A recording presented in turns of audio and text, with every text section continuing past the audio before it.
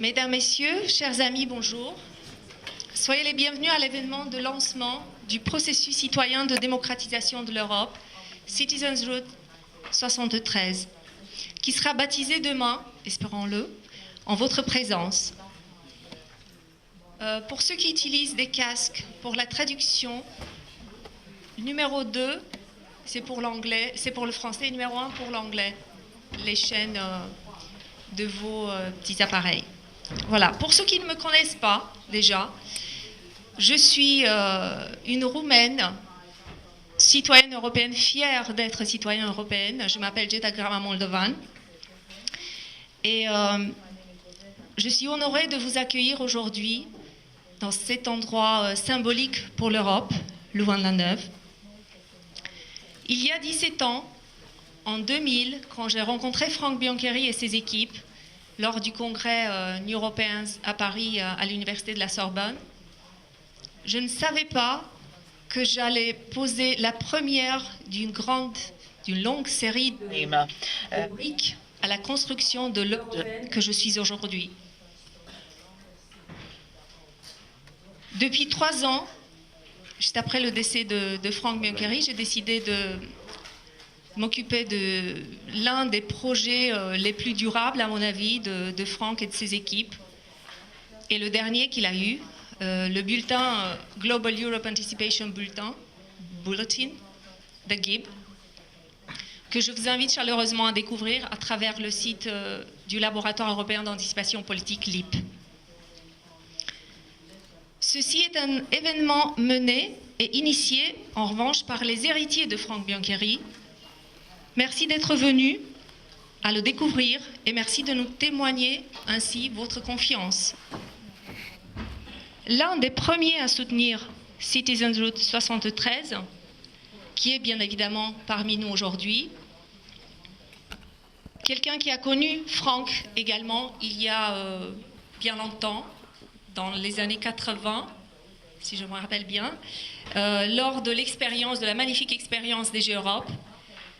Mesdames, Messieurs, je vous demande d'accueillir Monsieur Cédric Dumonceau, l'échevin de la commune d'Ottignies.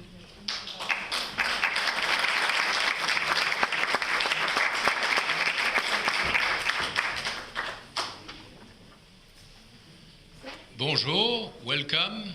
I'm very pleased to host you. Je suis très content de vous accueillir dans cette ville nouvelle et universitaire. Alors, qui dit nouveau, dit une espérance, celle que grâce à vous, demain, vous puissiez lancer des impulsions sur une Europe qui se doit d'être toujours plus sociale et solidaire. Je voudrais partager avec vous, en effet, une certaine expérience, puisque il y a des années, dans les années 80, un ami m'avait dit « Tu dois venir voir, il faut que pour l'Europe se crée, qu'il y ait un mouvement qui soit d'abord européen avant d'être national. » Et c'est vrai que de plus en plus, j'ai des inquiétudes au niveau national, quels que soient les pays, qu'on crée des murs plutôt que des passerelles, plutôt que des ponts. Or, le monde a besoin plus de coopération plutôt que de compétition. Le monde survivra, la petite planète Terre, puisque j'ai dirigé le WWF pendant une dizaine d'années, on sait qu'avec 7 milliards d'habitants, peut-être 8, peut-être 9 un jour, c'est la coopération qui nous fera survivre sur ce vaisseau spatial et qui nous fera avancer, et non pas la compétition. Or, nous sommes de plus en plus dans un monde de compétition au niveau nation, entre des fiscalités, entre des tensions, et l'Europe ne survivra pas à tout ça. Alors quand je suis pessimiste, je repense à mon histoire et je repense justement à ce voyage que j'ai fait à Bergamo, si j'ai une bonne mémoire, en Italie, où on rêvait de créer des partis européens qui soient d'abord européens, avec une vision d'abord de l'Europe avant d'être national. Et puis je me souviens d'un monsieur à la Commission européenne où en 79, j'avais la chance de travailler pour l'ECU, l'antécédent de l'euro. Il y avait un monsieur qui s'appelait monsieur Guilbretière de la Banque de France, et comme tout banquier de centraux, il était un peu triste, entre guillemets, c'était pas la grande joie. Mais tous les jours, il publiait la cotation de l'ECU, avec des bandes. À l'époque, il y avait des petits trous. Alors il allait mettre ces petits trous. Et je lui disais, Monsieur Galbretière, vous n'êtes pas un peu déçu? Il était prévu que les banques centrales mettent leur or ensemble, ça devait déjà être fait depuis 1 an. Et là, il m'a dit, Monsieur Dumonceau, vous savez, lorsqu'une institution soutenue par un peuple se met à faire quelque chose, ça devient toujours un jour une réalité. Et c'est ça qui fait que des années plus tard, mais il a fallu beaucoup d'années plus tard, l'euro est né. Et mon espérance, c'est que ce qui nous crée cet acte fort qui a été de mettre notre portefeuille ensemble fasse qu'aujourd'hui on aille plus loin, qu'on mette notre générosité, notre cœur ensemble. Et pour ça, il n'y a qu'un seul moyen, ce ne sera pas les politiques, ce sera les gens, les citoyens, parce que le politique ne bouge que quand les citoyens bougent. Et j'espère que ce Citizen Road, d'ici 2019, pourra être un point de départ. Ainsi, notre ville aura pu être fidèle à sa parole, d'être nouvelle et universelle, puisque universitaire. Merci d'avoir choisi, merci à vous tous, à tous les organisateurs, à Marie-Hélène qui a été le petit point de départ, et à tous les autres qui feront que demain, l'Europe sera plus solidaire grâce à vous.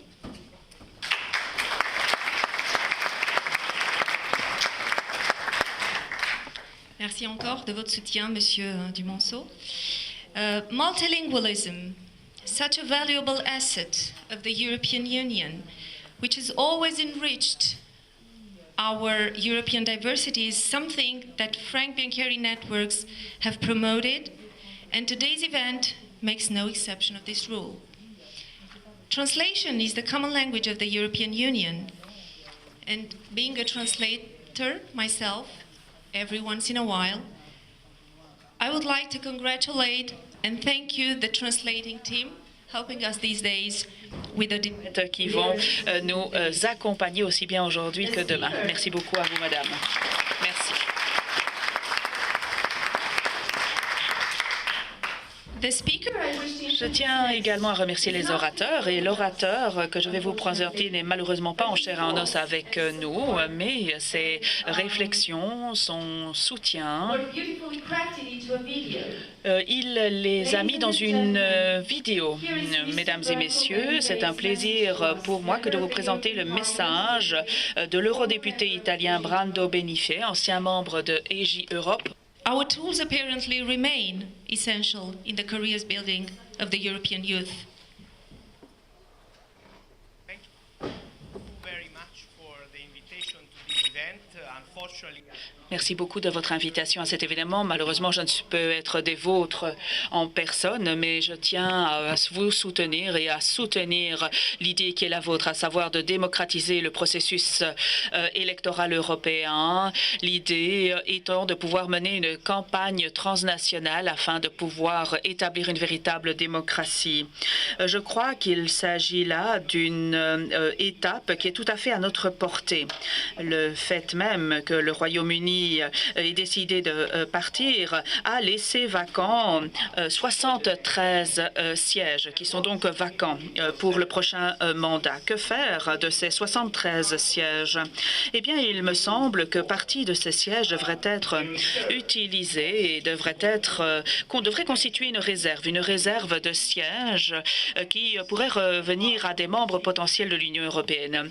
Partie de ces sièges, 25, 30 ou 35 de ces sièges devraient être utilisés afin de véritablement établir une liste transnationale de candidats, avec à sa tête des candidats qui seraient le président de la Commission européenne. Il est important de prendre cette mesure, comme vous l'avez dit dans les documents. I want to especially thank Marie-Hélène Cayol for the support and for the on these battles also in the past, and the invitation for speaking here on this subject. I've read all the preparatory materials.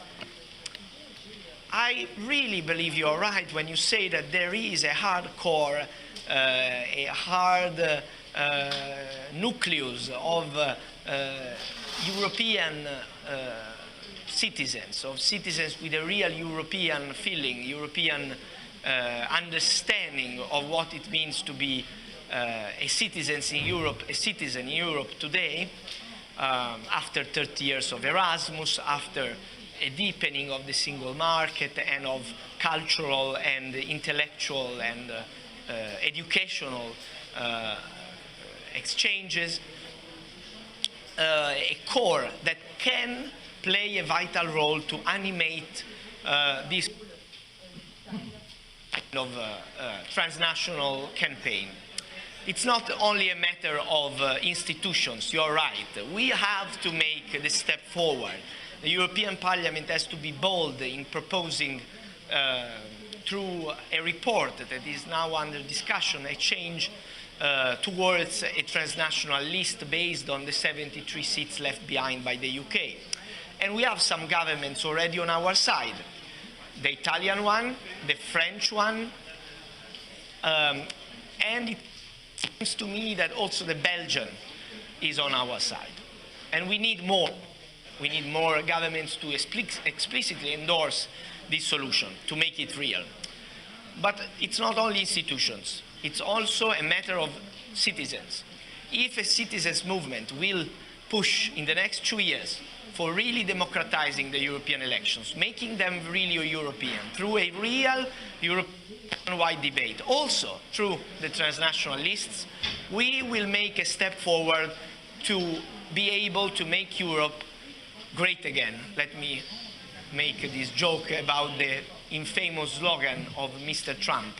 Europe, to be great again, needs to have the instruments to be promoting its values, its ideas in the world, and to maintain its special social welfare system, foster its attitude to creativity and innovation, and maintain its defense of democracy and human rights. Inside the European Union, we know how in some countries this is under attack now, also in countries that are members of the European Union, and also outside in the wide world around us. To do this, Europe needs a step forward, which entails a vision coming from the citizens. So thank you for your discussion of these days. I'm sure that it will be a crucial contribution to the struggle that we are building to change the institutions, but also to change society and to change politics in Europe, to make it able to be at the level of the challenges and of the debates that we need to confront in terms of climate change discussion, fight against terrorism, fight against tax havens, fighting the growing inequality, promoting trade agreements that are respectful of sustainable development and of human rights. To do this, we need a stronger Europe. Without citizens, there is no future for Europe and no way to make it more capable of tackling these challenges. So thank you very much again, and I hope we will continue our discussion, our dialogue, and I'm absolutely available to help with your projects. Thank you very much.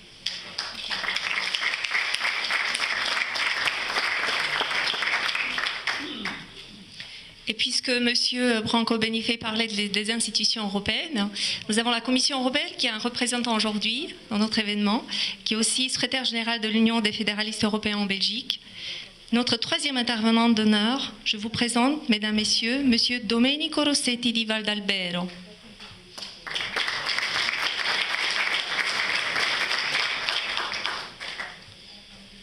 Chers collègues, chers amis, Jetta, Marie-Hélène, merci infiniment de votre invitation et félicitations de nous réunir un samedi après-midi dans cette belle université de Louvain-la-Neuve pour parler d'un thème que j'aimerais subdiviser en 3 points.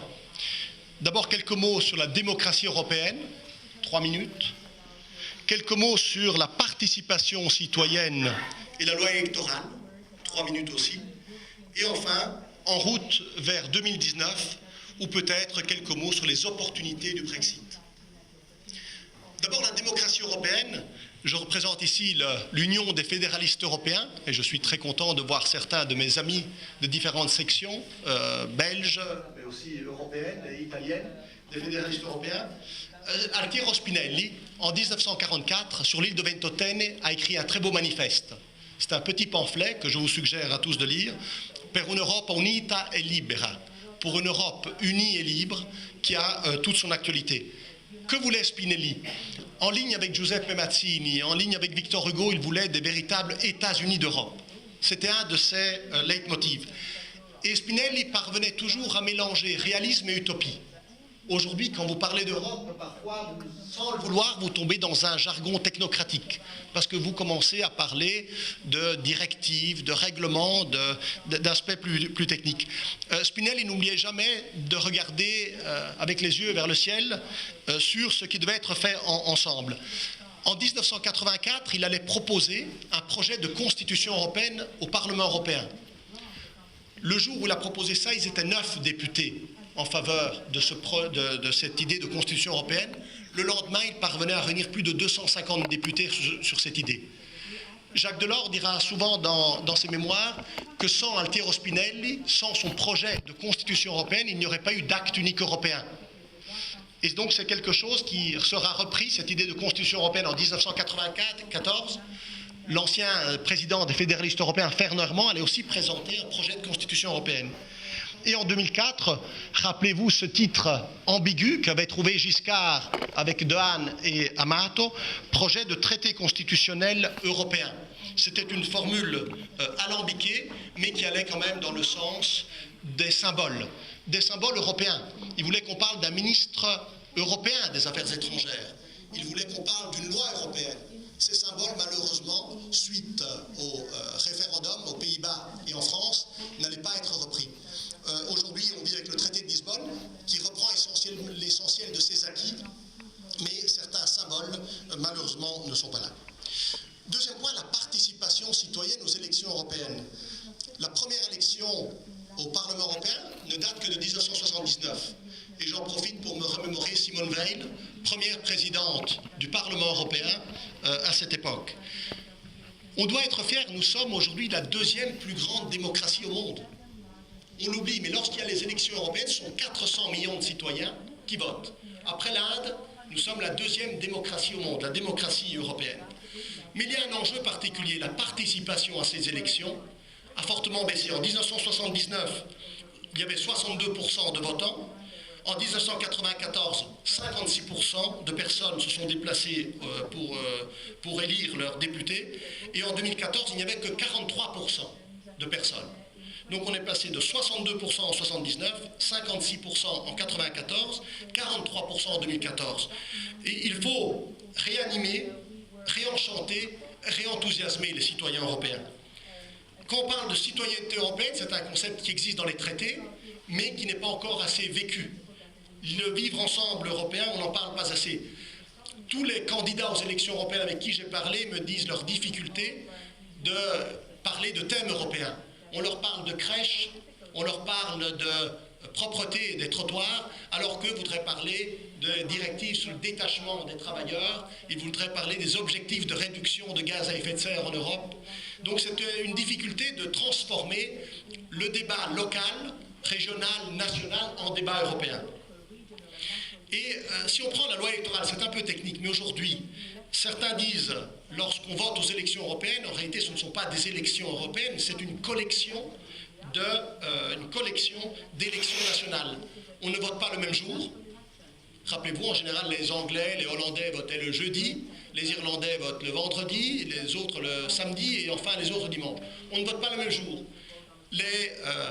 Les listes ne sont pas les mêmes non plus. Dans certains États, vous devez voter pour une liste, dans d'autres, vous pouvez faire des votes de préférence. Vous pouvez marquer vos votes de préférence.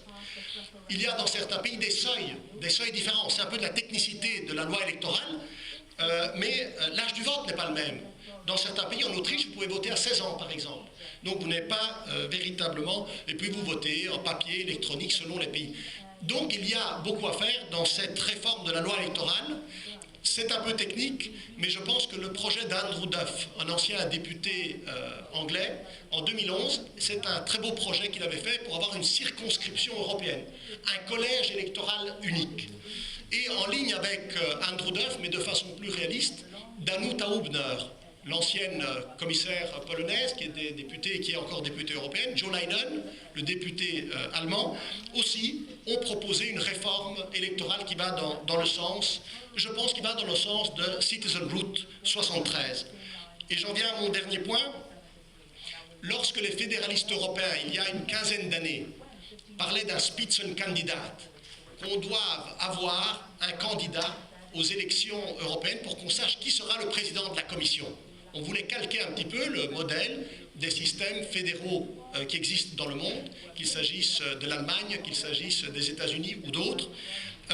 Lorsqu'on parlait de Spitzenkandidat, on nous traitait d'utopistes farfelus. Il y a une quinzaine d'années. Aujourd'hui, en 2014, on a eu, rappelez-vous, M. Juncker pour le PPE, M. Schulz pour le PSE, M. Verhofstadt pour les libéraux, et puis nous avions aussi les écologistes avec Ska Keller et José Bové, et nous avions Alexis Tsipras pour la gauche unie. Donc il y a eu cette idée de Spitzenkandidat qui prend pied. Nous, ce qu'on voudrait évidemment, et c'est tout à fait en ligne avec ces 2 journées de réunion, utiliser les 73 sièges vacants des Britanniques. Donc les Britanniques, si la négociation se fait comme prévu, le 29 mars 2019, les Anglais sortiront. Je n'ai d'autres mots que ceux du président Juncker à propos du Brexit. We regret, but we respect. C'était la formule utilisée par le président Juncker. Eh bien, nous aurons 73 sièges vacants au Parlement européen. Et donc, qu'est-ce qu'il faut faire? Mettre les forces démocratiques ensemble, avoir une élection pan-européenne. Mon rêve en tant que fédéraliste européen, c'est que les candidats, les Spitzenkandidaten, aillent d'Helsinki à Palerme, de Dublin à Lisbonne pour parler d'Europe. Ce ne sera peut-être pas assez bon pour la durabilité, parce qu'ils devront prendre beaucoup d'avions, beaucoup de trains, mais qu'il y ait une véritable élection européenne dans chaque village, dans chaque ville, du nord au sud, de l'est à l'ouest, que l'on parle d'Europe. Avec les fédéralistes aussi, on a fait un hashtag One Head to Vote. L'idée serait que lors des prochaines élections en 2019, chaque citoyen européen puisse voter pour sa circonscription. Et je m'excuse si c'est des circonscriptions parfois locales. Si vous êtes à Bruxelles et vous voulez voter, par exemple, pour M. Verhofstadt, qui est un fédéraliste européen convaincu, vous devez vous inscrire sur la liste électorale de langue flamande. Donc il faut le savoir. Mais le système toute la mécanique électorale est extrêmement difficile. Donc ce que nous voudrions, c'est qu'on puisse voter pour un député d'un parti, évidemment, national, mais aussi qu'on ait pour au moins 73 députés qu'ils puissent être élus sur une circonscription électorale unique, qu'il y ait une campagne véritablement européenne. Si on veut une Europe forte, si on veut des États-Unis d'Europe, comme le voulait Altiero Spinelli, il faut plus de démocratie en Europe, il faut de véritables élections européennes. Et en 2019, j'espère que sur 751 députés, qu'il y en ait au moins 73 qu'ils soient authentiquement européens. Merci beaucoup de votre attention.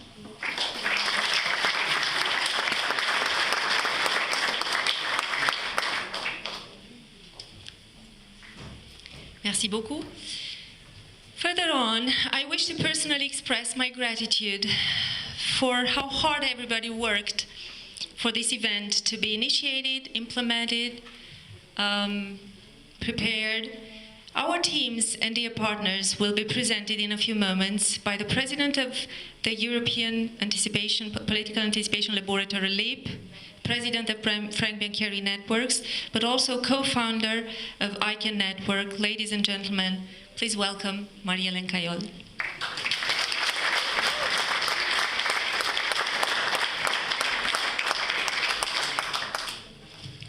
Merci Jetta. Merci à tous d'être ici. Merci Cédric de permettre d'accueillir cette réunion et de la rendre possible.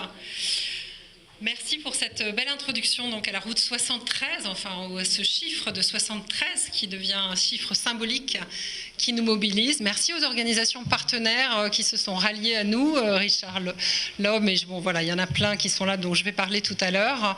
Voilà, on est très content de vous avoir tous ici. On espère que pendant 2 jours, on va pouvoir bien travailler et lancer la route. Vous avez vu les logos qu'on a choisis, c'est on travaille et on construit cette route ensemble.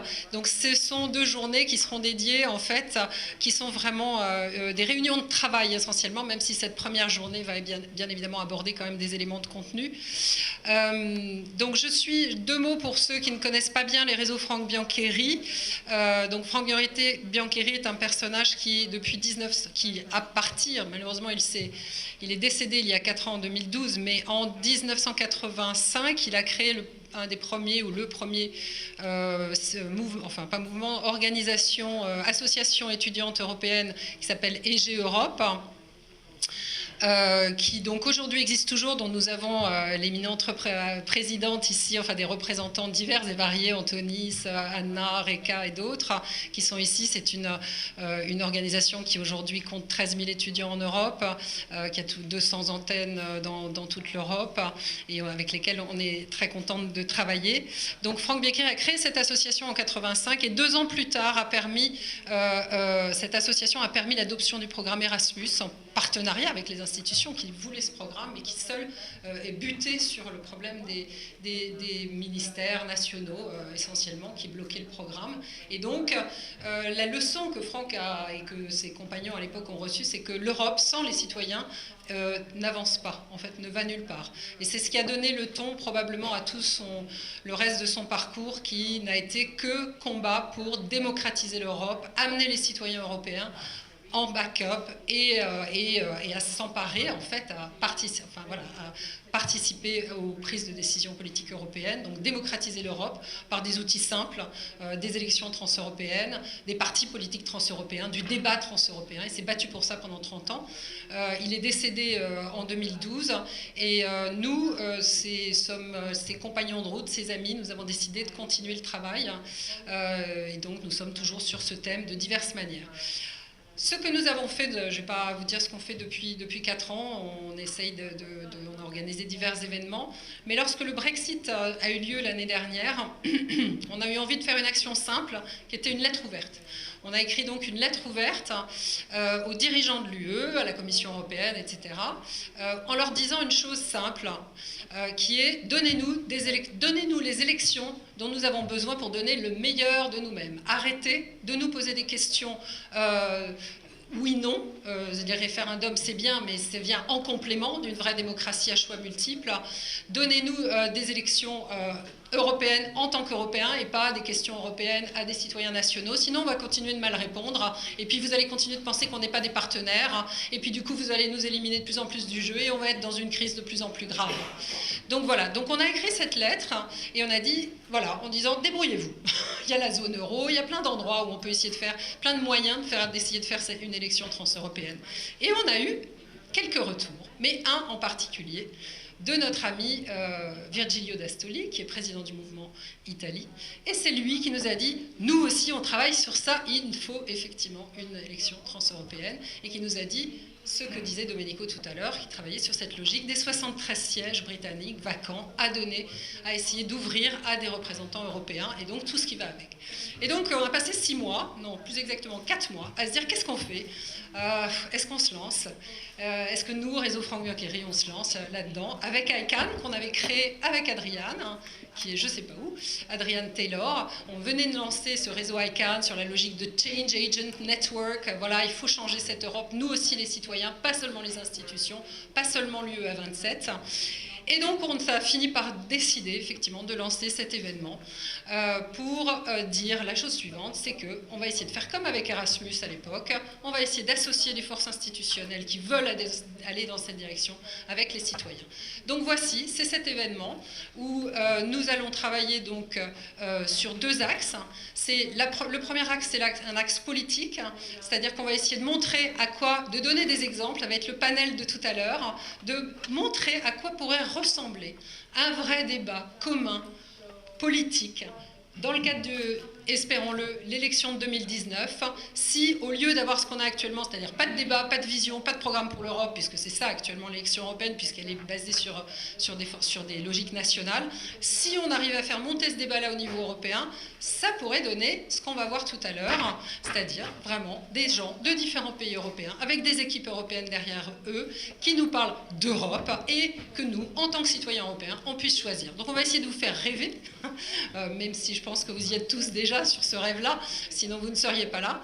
Donc, et le lendemain, nous allons essayer de réunir autour des personnes, des figures politiques, donc qui auront présenté leur vision au pluriel de l'Europe, essayer de monter des petites équipes, des petits programmes à l'horizon 2009 pour commencer à planter des graines, pour essayer de créer les conditions d'émergence des partis politiques transeuropéens dont nous avons besoin pour qu'il y ait une élection transeuropéenne. Parce que bien évidemment, c'est quelque chose qu'on nous répond souvent, qu'on nous dit souvent, n'est-ce pas, Domenico? Ah bah oui, mais on ne peut pas faire d'élection transeuropéenne parce qu'il n'y a pas l'offre politique. Ah bah oui, mais il n'y a pas l'offre politique parce qu'il n'y a pas les élections transeuropéennes. Et du coup, il n'y a pas le débat, bien évidemment, qui va avec. Donc on va essayer de tout faire en même temps. Et c'est ça, c'est notre contribution. Voilà, ça c'est l'axe politique.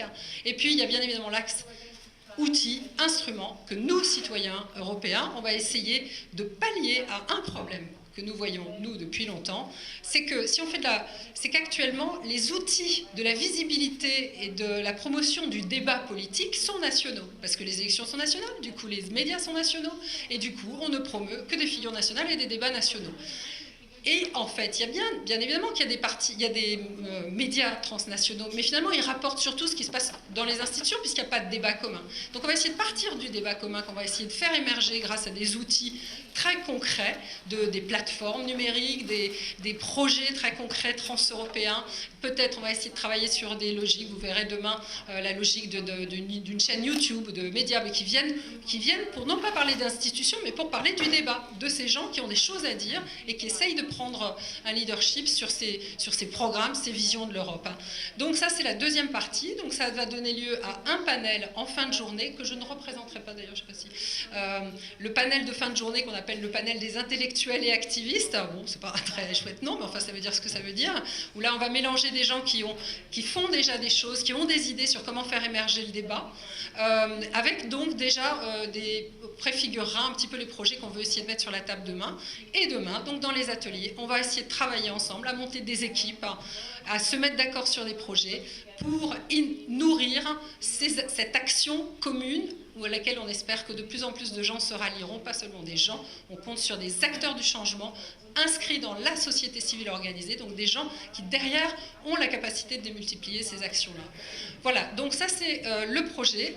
Je voudrais finir en disant que la seule aune du succès de cet événement, la seule, c'est effectivement si demain après-midi, on a réussi à enclencher une vraie mobilisation, une vraie envie de travailler ensemble, qu'on a nos projets, qu'on a notre timeline, qu'on a nos objectifs, qu'on signe des engagements communs. Enfin, vous verrez demain, on va essayer de tout mettre en musique, d'avoir une vraie organisation pour que, en fait, quelque chose arrive. Et c'est là que je voudrais finir. Nous, Réseau Franck Biancheri, même en s'adjoignant avec ICANN, nous n'aurons jamais la force de porter le projet que nous venons de lancer. Donc tout s'arrêtera si tout le monde compte sur nous. On a absolument besoin, effectivement, de toutes les organisations qui sont là, des gens qui sont là, pour venir s'adjoindre et créer un collectif.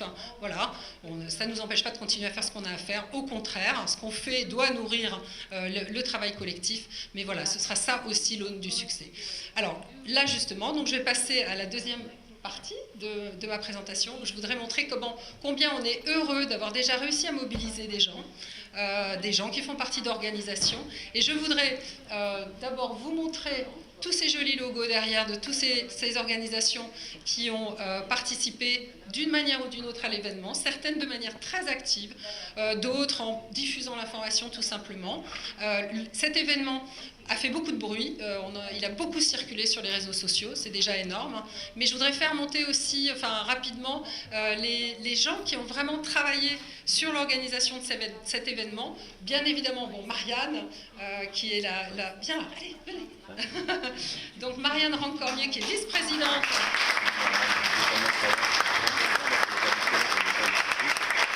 Qui est vice-présidente des réseaux Franck Biancheri, qui est vraiment coordonnée. On est un triptyque là, donc je vais vous présenter aussi bien Victoire Bayer. Donc voilà, là vous avez le triptyque de base. Victoire, on se lève. auquel je voudrais rajouter toujours de notre équipe Mathis Buis, qui s'est occupé de la presse.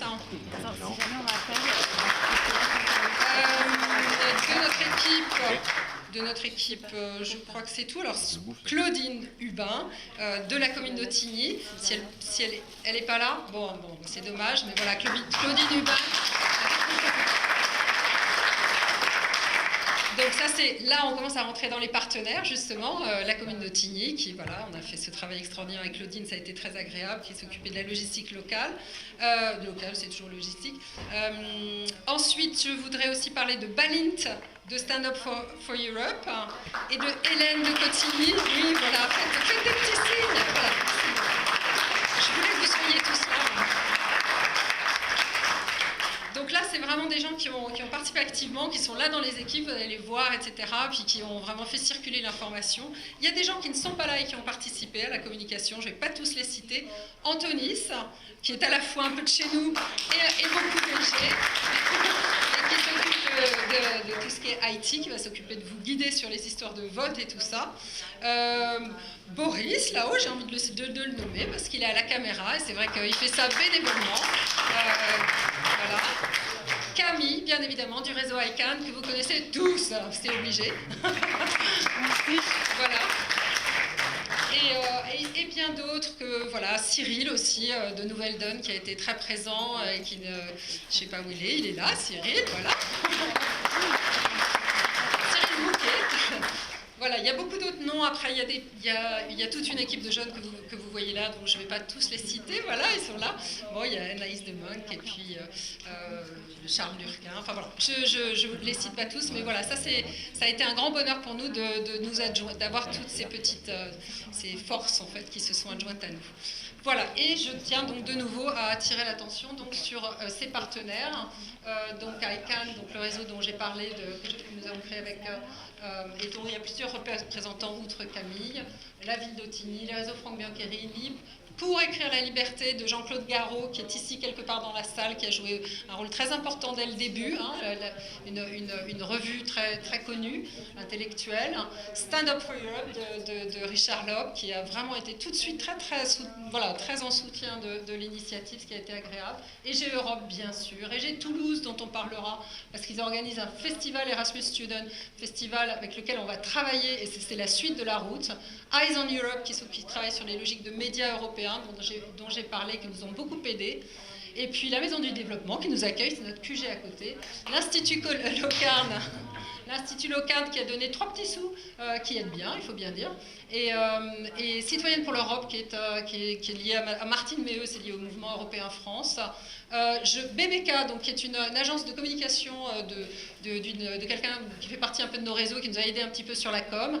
Cambiamo Rota l'Europa, bien sûr, de Virgilio D'Astoli. Camnet, qui est une nouvelle petite, alors ça va être très intéressant, comme quoi il y a déjà des dynamiques, une nouvelle petite agence de communication qui est en train de se créer et qui va se mettre en soutien au début de la route, parce qu'ils se créent et qu'ils se disent que voilà, on va échanger des forces.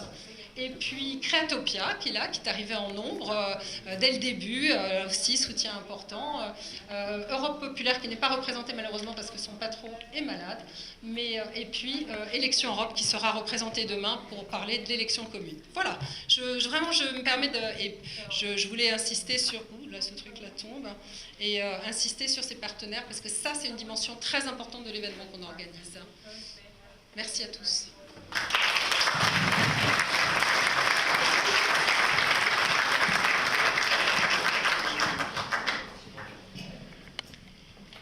Très belle phrase à retenir, Marie-Hélène. L'Europe sans les Européens va nulle part. Last but not least, a special moment, memorial moment, was prepared by Marianne Ranc-Cormier, Vice President of the Frank Biancheri Networks. And for this very special moment, allow me to invite also Joe Sullivan, from a member of ICANN Network, and Mathieu Vidard, lauréat du Conservatoire Royal de Musique de Bruxelles.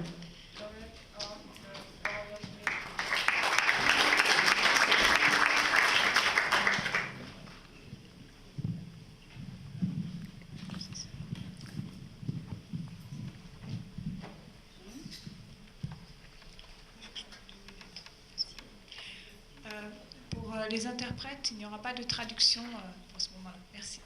Je vais essayer de me baisser un peu parce que du coup, on ne peut pas tout. Liebe Freunde, liebe Weggenossen, wir wollten dieses Treffen mit der Würdigung eines Politikers, der das Schicksal Europas geprägt hat, beginnen.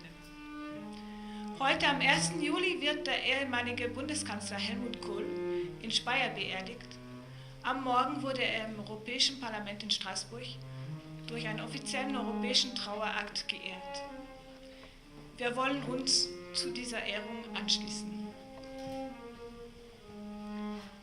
Nous voulions commencer cette réunion en évoquant une figure politique qui a marqué le destin de l'Europe, Helmut Kohl, ancien chancelier allemand qui est enterré ce jour à Speyer, et pour lequel le Parlement européen à Strasbourg a organisé tout à l'heure une cérémonie européenne officielle en son honneur. Nous voulions nous associer à cet hommage. We wanted to start this meeting by mentioning a political figure who shaped the destiny of Europe. Helmut Kohl, former German Chancellor, whose funeral is taking place today in Speyer, and for whom the European Parliament in Strasbourg is organizing an official European ceremony in his honor.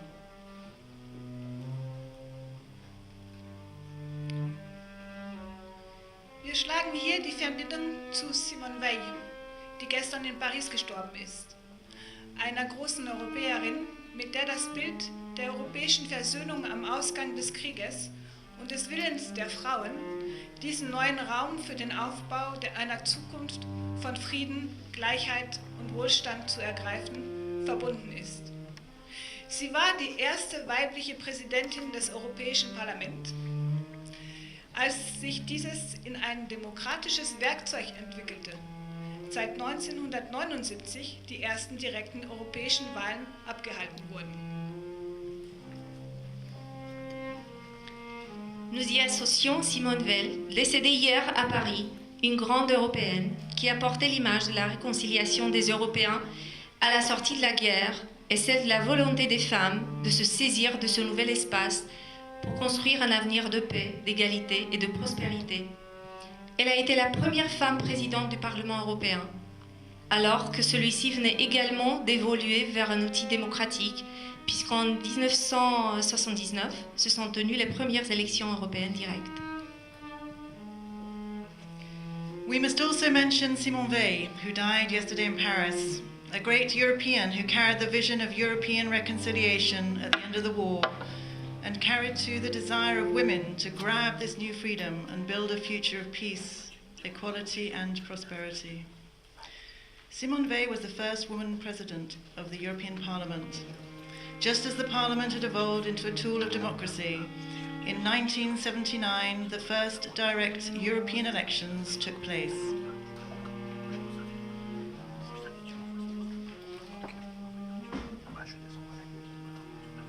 Von 1982 bis 1999 war Helmut Kohl Kanzler der Bundesrepublik Deutschland.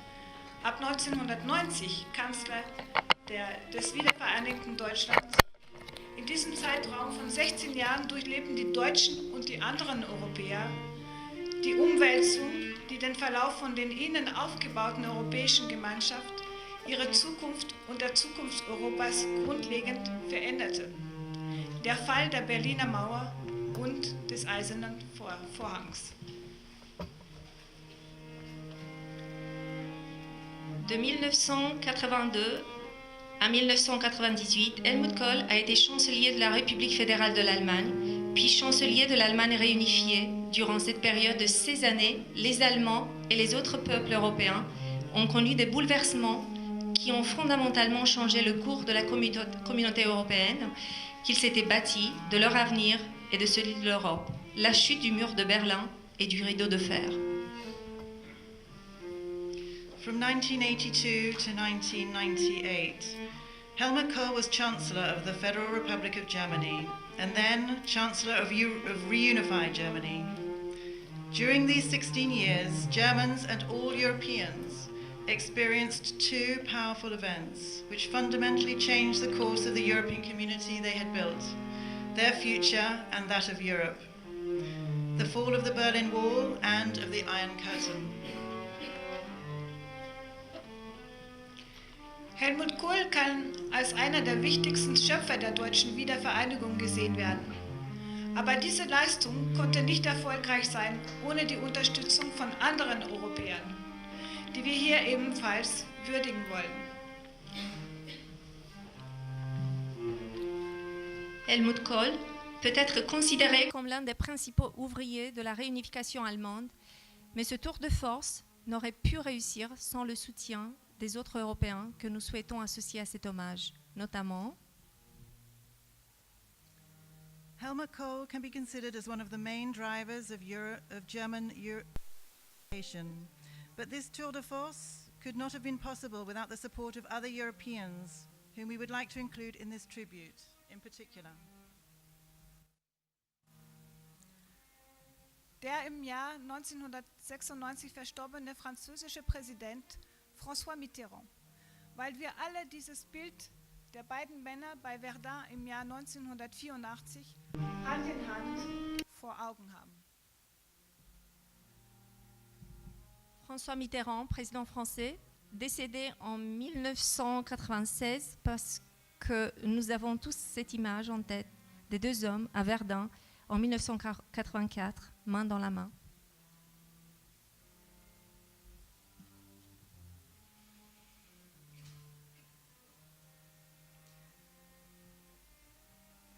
François Mitterrand, French president who died in 1996. We all have this image in mind of the two men in Verdun in 1984, hand in hand.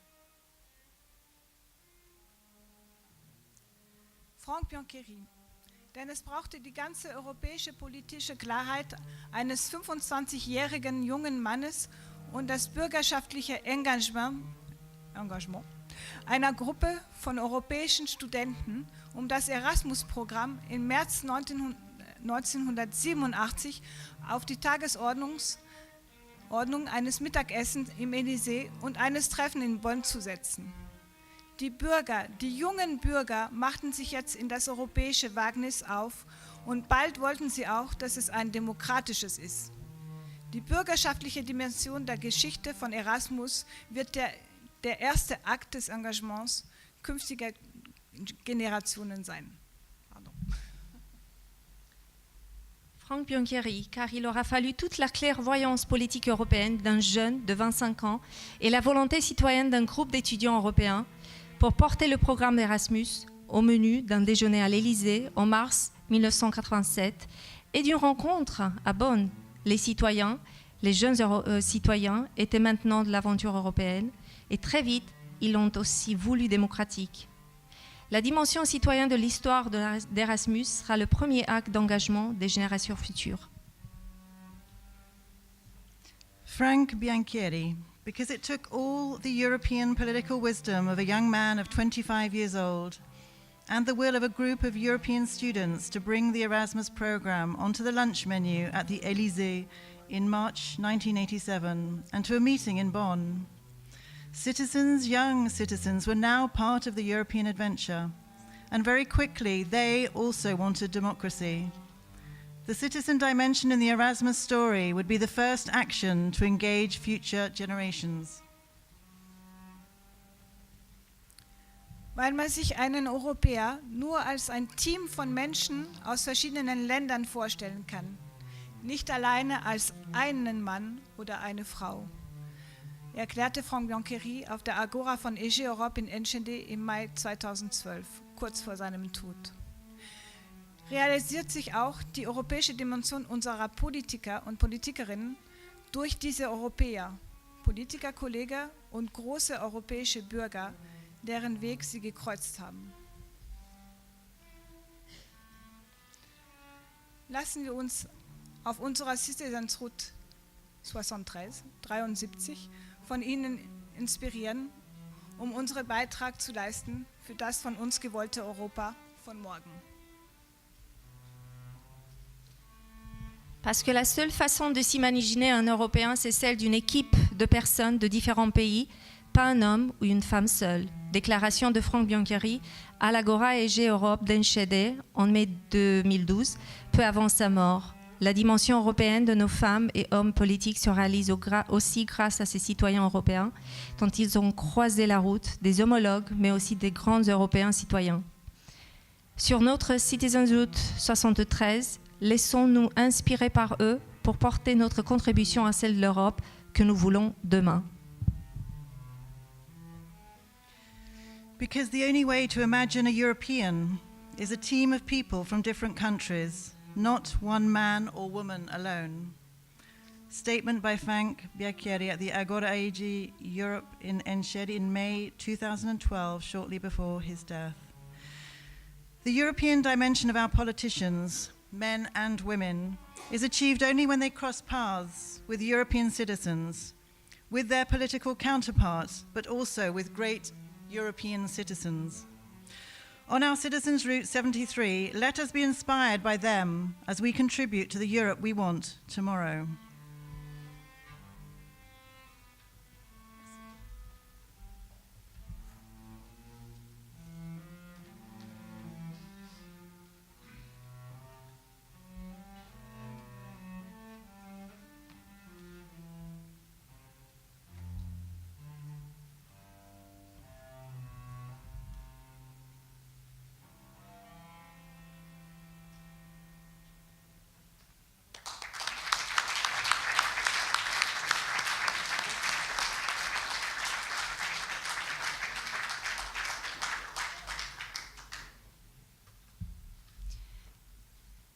Merci beaucoup. La session d'ouverture et la partie d'introduction s'arrêtent là, mais elle est suivie de près par le panel politique qui s'annonce très riche en débats. Et j'invite Jo Sullivan, qui sera la modératrice de ce panel, de